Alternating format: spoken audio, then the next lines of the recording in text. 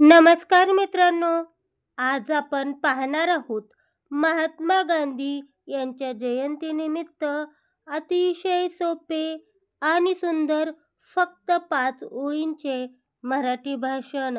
चला तर मग सुरू करूया. सर्वांना माझा नमस्कार.